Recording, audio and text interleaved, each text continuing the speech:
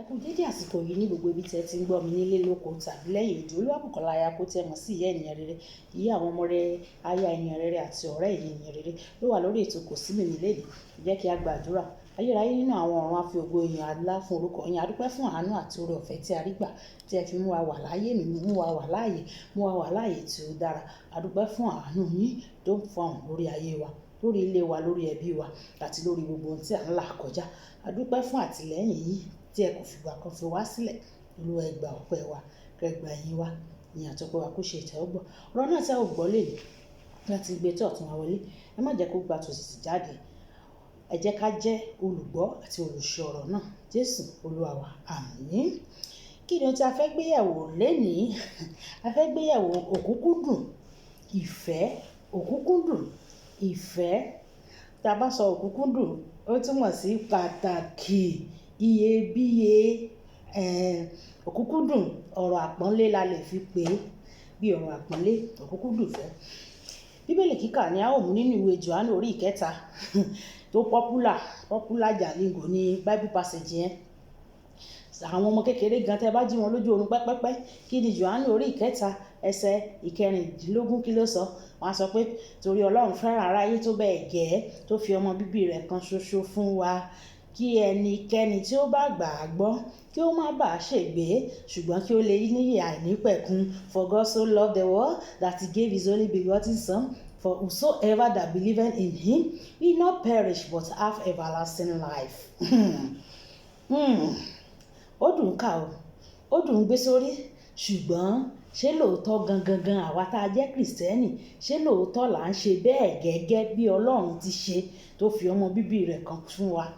Pàápàá jùlọ àwa tá a wà nílé ọkọ sí aya, ńgbà tá a jó lọ sí ibi orí pẹpẹ.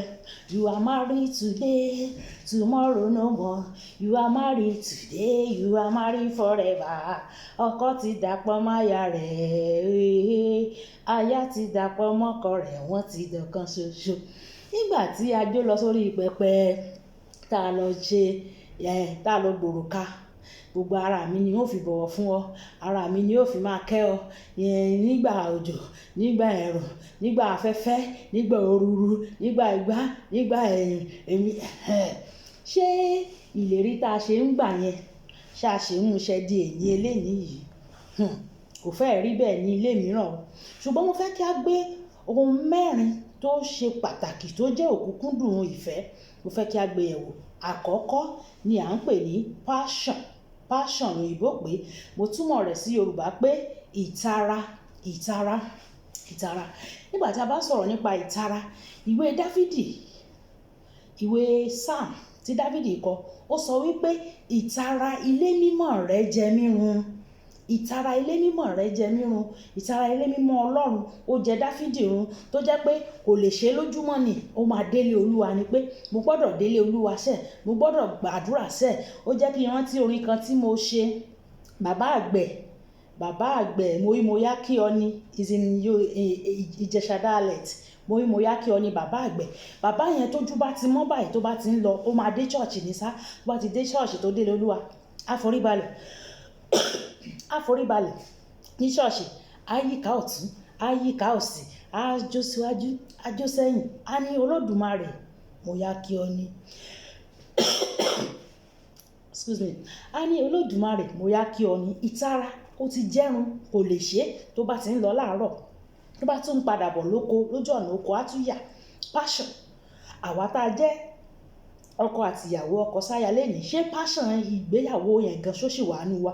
Ẹlòmíì tó bá ti fi lélẹ̀ láàárọ̀, kò tiẹ̀ rántí pé òun níyàwó, àbó òun lọ́mọ, àbó òun lọ́kọ sílé mọ́, ó ti gba tiẹ̀ lọ, ó ti gbàgbé, kò sí passion yẹn ń bẹ̀. Á ní tá bá ti wà ń bi iṣẹ́ ká ìgbéyàwó tì sẹ́gbẹ́ kan, ká gbé love sí sẹ́gbẹ́ kan. Kò gbọ́dọ̀ rí bẹ́ẹ̀. Passion ó gbọ́dọ̀ máa jẹ wá gbogbo ibi tá a bá lọ.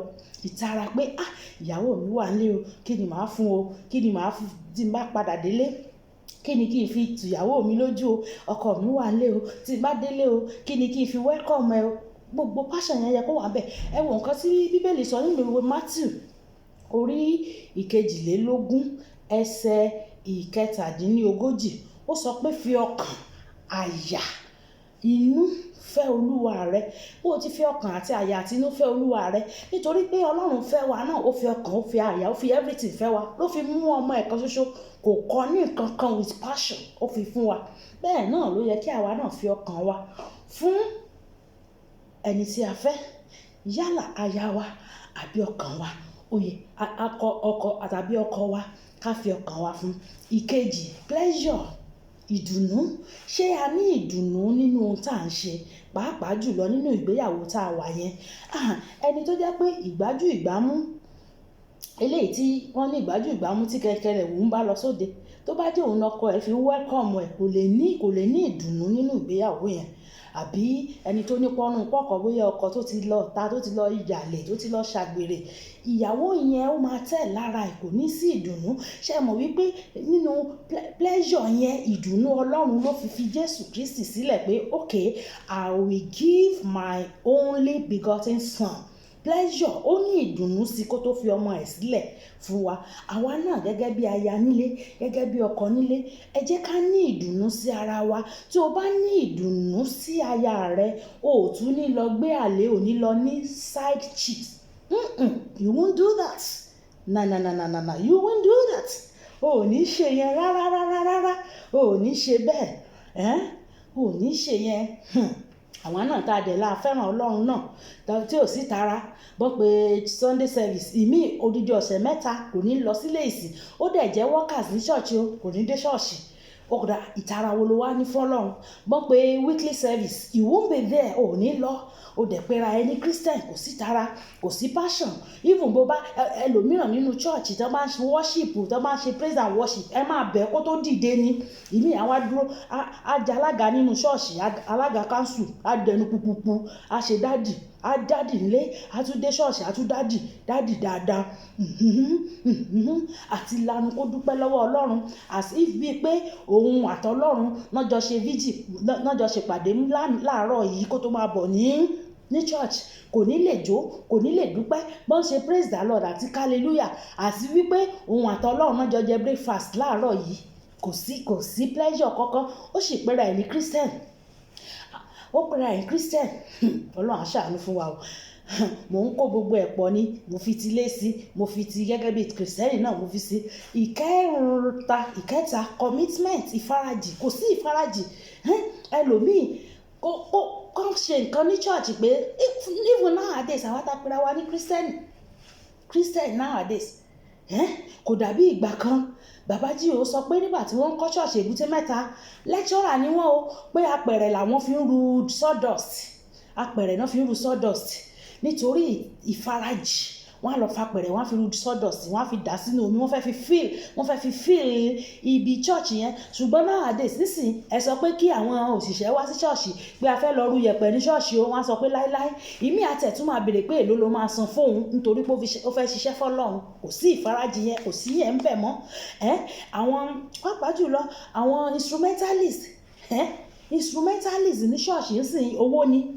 Wọ́n sọ fún ẹ wípé àwọn fẹ́ ṣiṣẹ́ káwọn gbowó ni. Àwọn tó ń tẹ keyboard, àwọn keyboardist, wọ́n á gbowó. Àwọn tó ń lùlù, wọ́n á gbowó. Àwọn tó ń play guitar, wọ́n á gbowó. Àwọn tó ń lu gángan, wọ́n á gbowó. Kí ló wá fẹ́ fi san oore tọ́lọ́run ṣe fún ọ gan, nígbà tó jẹ́ pé gbogbo nǹkan tí wọ́n ṣe fọ́lọ́run wà á tún gbowó? Kódà àwọn tó ń lead praise and worship ń bò míì, wọ́n tún gbé wọn sórí salary, wọ́n gba salary, wọ́n gbowó. Èyí ò dẹ̀ rí bẹ́ẹ̀ nígbà kan, nígbà àwọn ayé bàbá wa. Ṣùgbọ́n sìn a ti sọ gbogbo ẹ̀ di irọ́ o. Kò bọ́fẹ́ dé. Àwa sọ di kò sọ̀fẹ́ nínú ṣọ́ọ̀ṣì, kò sọ̀fẹ́.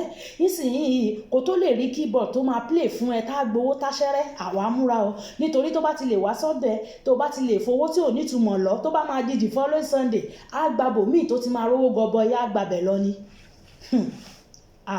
Kò sí ìfarajì, kò sí nǹkan kan tá a fẹ́ ṣe fún Ọlọ́run. Ṣùgbọ́n Jésù Kristi ó farajì even nígbà tó wà lórí igi àgbélébù. Kódà kó tó dé orí igi àgbélébù, nígbà tó lọ gbàdúrà tó kó John, Peter àti mo ti gbàgbé orúkọ ìkẹta tó kó lọ yẹn, tó ní kán máa fẹ̀mí sọ́nà, tó ń gòkè lọ, tó lọ gbàdúrà. Ìró tó wá sweat tó ń jáde lára ẹ̀, ooru tó jáde lára ẹ̀ ó wá dàbí ìró ẹ̀jẹ̀, ó lọ gbàdúrà kíkankíkan. Àwọn yẹn náà wọ́n lè faradì fún, kàkà kí wọ́n gbàdúrà fún, oorun ni wọ́n ń sùn. Ó faradì fún wa nígbà tó rí pé ó le, tó rí nǹkan tó máa là kọjá, òun náà kò rọrùn fún, ṣùgbọ́n ó sọ pé jẹ́ kí aago yìí kó kọjá lórí mi. Ṣùgbọ́n nígbà tó tún ro lọ tó rò bọ̀, faradì tá à ń sọ nípa èyí, ó ní jẹ́ kí ìfẹ́ rẹ̀ kí ó di mímúṣẹ. Ṣùgbọ́n ìwọ Kírísítẹ́nì, kò sí nǹkan tó kàn ẹ́ tí ò bá ti lawó lọ, kó lawó lọ. Bọ́n ní kán lọ sọ́kò ṣọ́ọ̀ṣì báyìí, ẹlòmíì á lóun á tún gbowó. Bọ́n ní wọ́n fẹ́ ṣe nǹkan kan ní ṣọ́ọ̀ṣì báyìí, owó ló bá dé. Kí ló wá fẹ́ ìfarajì wo? Kí ló fẹ́ farajì fún Ọlọ́run? Kò sí. Bẹ́ẹ̀ náà ni ọkọ àti ìyàwó. Mo ti sọ sórí ọkọ àti ìyàwó tó lè wá ká mọ́lé. Ọkọ ní pé kán mú ìyàwó òun ni olórí ilé yìí, kò lè faradà fún ìyàwó ẹ̀ nígbà tó dójú irin tútù. Ó sọ̀rọ̀ ẹ̀ dà pé rárá, ẹ mú ìyàwó mi, òun ni olórí ilé. Ìyàwó náà ni ó yá, ẹ mú ọkọ, èmi màá ṣètọ́jú àwọn ọmọ, ìwọ máa lọ. Ọlọ́run á ṣàánú fún wa. Then ìkẹrin sacrifice, ìrúbọ sacrifice. Daddy G o, wọ́n ní Ọlọ́run sọ fún wọn pé gbogbo àwọn PhD, àwọn doctorate, àwọn kìíní kan tó ní yìí, you have to sacrifice all these things for my sake. Àwọn sì gbé gbogbo certificate yìí, àwọn gbé sẹ́gbẹ̀ẹ́, àwọn sì gba pastor, àwọn jẹ́ pastor Adébóyè. Kò sí tẹ́ bá rí ẹlòmíì báyìí, oríṣiríṣi oyè tó máa tò sí ẹ̀yìn orúkọ ẹ̀: PhD, Doctor, PDO, HOD, LCD, PDP, NR, gbogbo oríṣiríṣi oyè ayé yìí ló wà lórí orúkọ ẹ̀. Ó jẹ́ kí n rántí ọ̀rẹ́ mi kan, ọ̀rẹ́ mi chartered accountant ni. A sọ pé èmi ò bá wọn fi ìyẹn ṣeré rárá, mi ì fi ṣeré rárá, mi ì fi chartered accountant mi ṣeré rárá. Mo mọ nǹkan tó cost mi kí n tó rí. Ó cherish ẹ̀ gan, tó jẹ́ wípé ó ní mo sacrifice àwọn nǹkan kan kí n tó rí gbà. Ó wá jẹ́ kó jẹ́ lógún. Màá wá sọ pé tí n bá ti fẹ́ kí màá ní ọ̀rẹ́ mi, ICAN is my ministry. Nǹkan tí màá sọ fún nìyẹn, torí ó jẹ́ lógún. She cannot, like that, my friend, kò lè sacrifice ICAN yẹn fún Kristi. No. Irọ́. Kò lè sacrifice ẹ̀. Which means pé nǹkan tí Daddy G ó ṣe yẹn, ó take ẹni tó fẹ́ràn Ọlọ́run, tó ní passion fún láti sacrifice àwọn nǹkan tó gbà, láti sacrifice ẹ̀ nítorí pé ó gbaṣẹ́ Ọlọ́run. Ìwà tèmi náà ńkọ́, ọkọ àtaya, a ní àkáǹtì mi ò, mi ìbáyàn fi àkáǹtì mi ṣeré rárá. Owó mi ò, mi ìbáyàn fi ṣeré rárá. Iṣẹ́ mi ò, mi ìbáyàn fi ṣeré rárá. Nínú ilé kò fi bá ṣeré rárá. Àánú òun fi báyàn ṣeré o, kíní kan òun fi báyàn ṣeré o. Gbègbègbè, kí la gbé tà ń gbìn, kí ló wà ń bẹ̀? A lè sacrifice, we cannot sacrifice anything, even for God, even for our neighbor. A lè sacrifice nǹkan kan. Ọlọ́run á ṣàánú fún wa. Ó ní orin kan tó sọ sí mi lọ́kàn, orin yẹn sọ pé kí n fẹ́ ọ sí Jésù, kí n fẹ́ ọ sí o, kí n fẹ́ ọ sí Jésù, kí n fẹ́ ọ sí. Gbà mo bá dá láyọ̀ tán o, má jẹ́ kí n gbàgbé rẹ Jésù, kí n fẹ́ ọ sí. Gbà tẹ́lòmíràn kò bá lówó, á sáré tọ̀ Jésù wá o. Gbà tó bá dolówó láyé tán, á kọ̀ Jésù sílẹ̀, á gbàgbé olóore. Jésù, gbà mo bá dolówó láyé, má jẹ́ kí n gbàgbé rẹ Jésù, kí n fẹ́ ọ sí. Kí lórin yẹn sọ? Nígbà tẹ́lòmíì ò tí ì lówó, tó á máa sáré, Olúwa bá mi ṣe, Olúwa fún mi lọ́kọ, fún mi lọ́mọ, fún mi lówó, fún mi lọ́lá, fún mi ní kinní kan.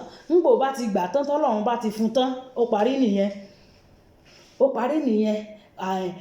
Agreement òun àti Jésù ti expire. Nígbà tó ti gba nǹkan tó fẹ́, after all ó ti fún un lọ́mọ. Àti wọ́n tó jẹ́ pé ẹni tó ń wọ́mọ, tọ́lọ́run wá fún ní ìbejì, Ọlọ́run fún ní twins. Ọjọ́ Sunday ló máa kásọ síta pé òun fẹ́ fọṣọ. A ní ṣe mọ̀ pé gbogbo during the week mi sí nílé, mo lọ síbi iṣẹ́ weekend tí mo ní náà lélẹ́yìí tí mo lè fi fọṣọ. Mo máa fọṣọ àwọn ọmọ yìí, mo máa ṣe gbá, mo máa ṣàwo. Ẹni tó dẹ̀ jẹ́ pé kó tó rí pé ó rọ́mọ bí, passion, ó ní passion fún Ọlọ́run, ó ní pleasure, ó ní commitment, ó sacrifice nígbà yẹn tí ò tí ì bímọ. ó bímọ tó ń sìn, ó lọ́kọ tó ń sìn, ó wá ti nítorí ó ti gba nǹkan tó fẹ́ lọ́wọ́ Ọlọ́run. Ẹlòmíràn nítorí nǹkan tó fẹ́ gbà lọ́wọ́ Ọlọ́run ló ṣe ń sin Ọlọ́run, kò sin Ọlọ́run nítorí nǹkan tó fẹ́ fi sílẹ̀. Ọlọ́run á ṣàánú fún wa. Kò sì yẹ kó rí bẹ́ẹ̀, kò yẹ kó rí bẹ́ẹ̀ o. Wọ́n ní bù fún mi, bù fún ọ lọ̀pọ̀lọ́ ń ké lódò. Bí Ọlọ́run ti ń bù fún ọ, ó yẹ kí ìwọ náà máa bù fún padà. Ìwọ gẹ́gẹ́ bí ọmọ Ọlọ́run, a ti gbà ọ́ sínú agbo ìgbàlà. Ìwọ náà wàásù fún ẹlòmíràn, fi ìfẹ́ hàn, fi passion yẹn hàn, fi pleasure yẹn hàn, fi commitment yẹn hàn, sacrifice time ẹ. Reach out to unbelievers. Mú wọn wá sínú agbo Ọlọ́run. Ọlọ́run á ràn wá lọ́wọ́. Ẹ jẹ́ á gbàdúrà. Ẹ jẹ́ á sọ pé bàbá mi, ayérayé nínú àwọn ọ̀run, Olúwa fún mi ní oore ọ̀fẹ́ láti fẹ́ ọ bí ìwọ ti fẹ́ mi. Bí o ti fẹ́ mi, Olúwa fún mi ní oore ọ̀fẹ́ láti fẹ́ ọ bẹ́ẹ̀. Fún mi ní oore ọ̀fẹ́ láti ní ìtara ilé mímọ́ rẹ. Ọlọ́run fún mi ní oore ọ̀fẹ́ láti ní ìdùnnú sí ohun tí ó ń ṣe tìrẹ. Fún mi ní oore ọ̀fẹ́ láti ní ìfaradì fún ìwọ Ọlọ́run, fún ẹbí mi, fún ẹni tí mo fẹ́, fún ẹni tó jẹ́ ọkọ àbí aya fún mi. Olúwa fún mi ní oore ọ̀fẹ́ láti lè fi lélẹ̀, láti lè sacrifice fún ìwọ Ọlọ́run àti fún ẹbí mi àti fún ẹni tí mo fẹ́. Ọlọ́run yóò ràn wá lọ́wọ́ lórúkọ Jésù. Olúwabùkọ́lá Ayakótẹ́mọ sí ìyá ènìyàn rere, ìyá àwọn ọmọ rere, aya ènìyàn rere àti ọ̀rẹ́ ènìyàn rere ló wà lórí ètò Kò sí Mìmí lérè. Nígbà tí a tún máa pàdé lórí ètò Kò sí Mìmí lónìí, ìná ò ní tọ́wọ́ yín o, ẹ̀ sì ní wọ́wọ́ tì. Ó dàbọ̀.